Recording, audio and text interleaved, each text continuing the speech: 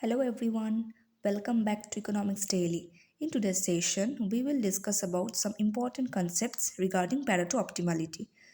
Let's start from Pareto optimality. Pareto optimum basically means that we cannot increase someone's welfare without reducing other person's welfare.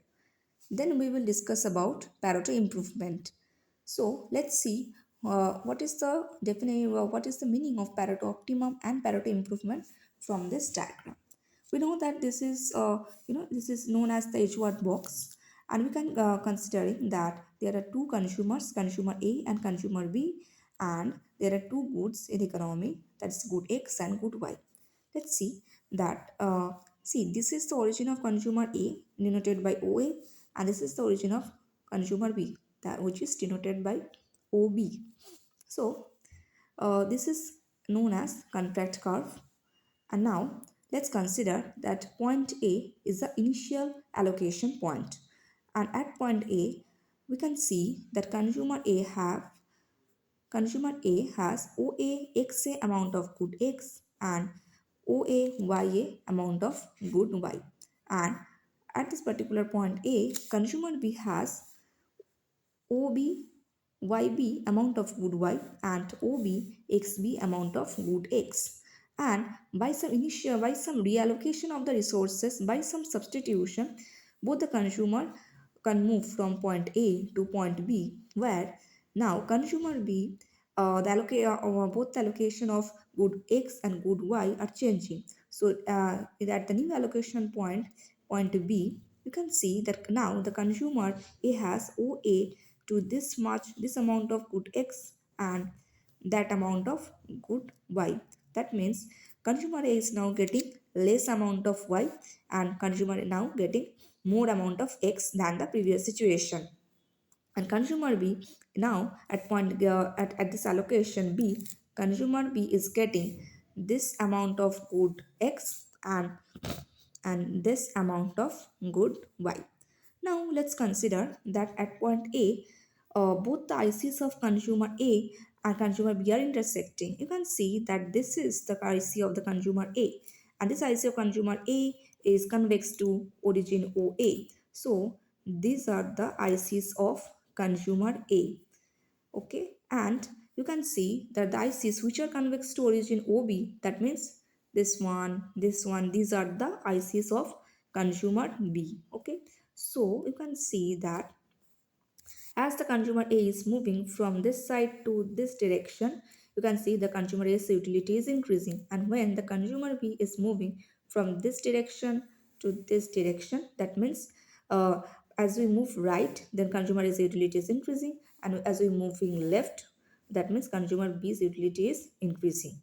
So at point B, both the ICs of consumer A and B are intersecting at point A, and now if we move from with some substitution, with some reallocation of resources, if both the consumer now move from point A to point B, we can see that as this is the same IC, this is the same IC at point A and point B. So that means that consumer as we moving from A to B, consumer is utility remains the same as both the points are on the same IC, right? IC means indifference curve, but consumer B is by B's IC is moving from this direction to that direction, that means moving left. So consumer B's utility is increasing, right? So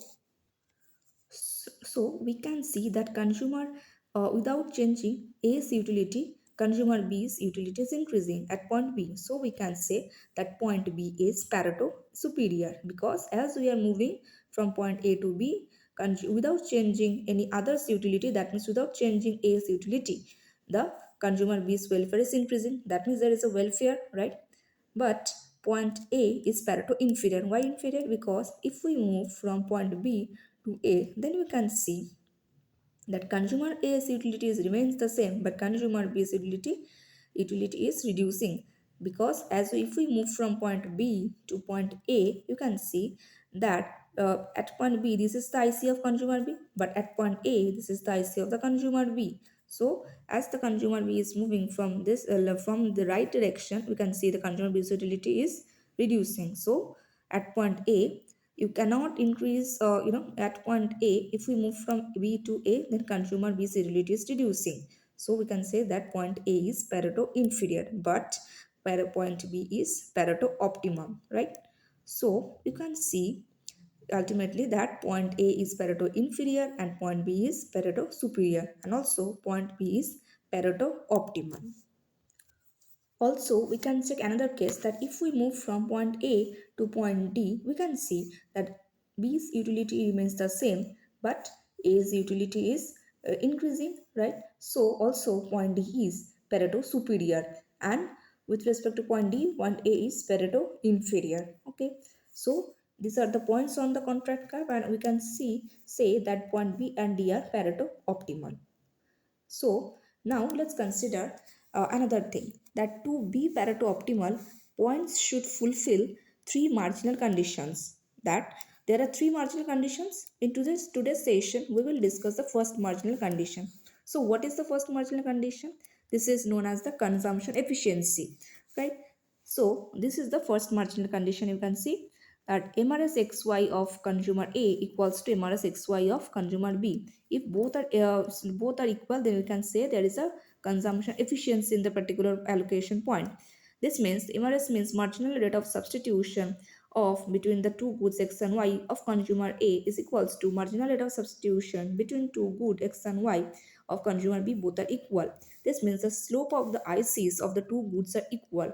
So if at any point, see at point B, this is the slope IC of consumer A and this is the IC of consumer B. So you can see that at point B, the slope of the both the ICs are same. That means at point B, MRS A equals to MRS B.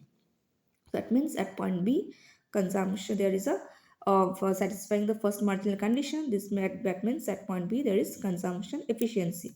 So we can say that point B is Pareto optimal as it lies on the contract curve and the slope of the two ICs are same on it. Hence, consumption efficiency is achieved at point B. Okay, so uh, next in the next session we will discuss about the another two marginal conditions which are required to be fulfilled for a point to be Pareto optimal. Till that, please stay tuned. Thank you.